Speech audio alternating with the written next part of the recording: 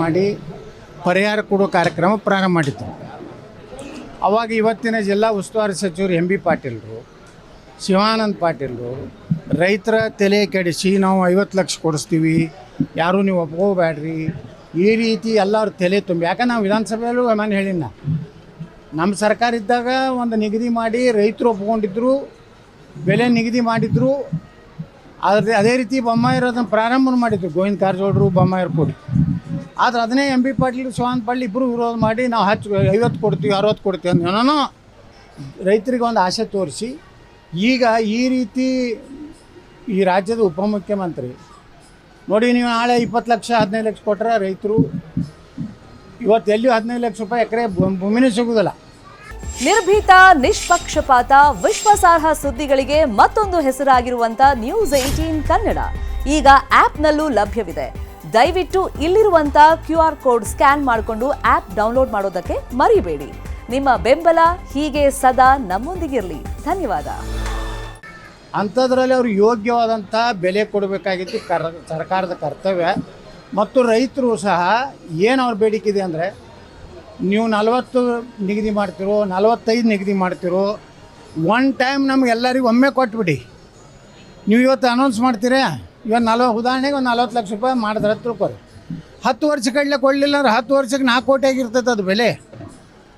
ಈಗ ನೀವು ಏನು ಮಾಡ್ತೀರಿ, ಅದ್ರದ್ದು 10% ಪ್ರತಿ ವರ್ಷ ನೀವು ಏರಿಸ್ಕೊಡ್ಬೇಕು ಅದನ್ನು. ಇವತ್ತು 40 ಲಕ್ಷ ಮಾಡಿದ್ರೆ ಅಂದ್ರೆ ಮುಂದಿನ ಸಲ 44 ಲಕ್ಷ, ಮುಂದೆ 44 ಲಕ್ಷಕ್ಕೆ ಮತ್ತು 10%. ಅಂದ್ರೆ ರೈತರು ಪೂರ್ತಿ ತಮ್ಮ ಲಕ್ಷಾಂತರ ಎಕರೆ ಜಮೀನು ಕಳ್ಕೊಳ್ಳುವಾಗ ಇದನ್ನು 1 ಲಕ್ಷ ಕೋಟಿ ರೂಪಾಯಿದಂಗೆ ಪ್ರಾಮಾಣಿಕವಾಗಿ ಸರ್ಕಾರ ಪ್ರಯತ್ನ ಮಾಡಿದ್ರೆ 1 ಲಕ್ಷ ಕೋಟಿಯಲ್ಲಿ ಆಗ್ತದೆ. ಆದರೆ ಇದು ಸುಮ್ಮ ಕಾಟಾಚಾರಕ್ಕೆ ಸಭೆ ಕರೆದು ಒಂದು ರೀತಿ ರೈತರ ಮೇಲೆ ಒಂದು ದಬ್ಬಾಳಿಕೆ. ಇದು ಯಾವ ಉಪಮುಖ್ಯಮಂತ್ರಿ ನಾವು ಕೊಟ್ಟಾಟೆ ತೊಗೋಬೇಕು, ನೀವು ಕೋರ್ಟಿಗೆ ಹೋಗೋದು ನೋಡ್ರಿ ಮಾಡಿರಿ ಅನ್ನೋಂಥದ್ದು ಇದು ದಬ್ಬಾಳಿಕೆ ಆಗ್ತದೆ. ಇದಕ್ಕೆ ಯಾವ ರೈತರು ಒಪ್ಪೋದಿಲ್ಲ. ರೈತರನ್ನ ಪ್ರೀತಿಯಿಂದ ವಿಶ್ವಾಸದಿಂದ ನೀವು 40 ಕೊಡ್ತಿರೋ 50 ಕೊಡ್ತಿರೋ ಒಂದು ನಿರ್ಣಯ ಮಾಡಿರಿ. ರೈತರು ಅವ್ರದ್ದೇ ಆದಂಥ ಒಂದು ಲೆಕ್ಕದಲ್ಲಿ ಅದಾರೆ, ಅವ್ರೇನು ಭಾಳ ಹುಚ್ಚುಚ್ಚಾಕರಿ ಬಿಡ್ತಾ ಇಲ್ಲ. ಆ ರೀತಿಯಲ್ಲಿ ನೀವು ಫೈನಲ್ ಮಾಡಿ ಅವ್ರ ರೈತರಿಗೆ ಕೊಡ್ರಿ. ಮತ್ತು ಇದೇ ವರ್ಷನೇ ಎಲ್ಲ ರೈತರು ಕೊಟ್ಬಿಡ್ರಿ.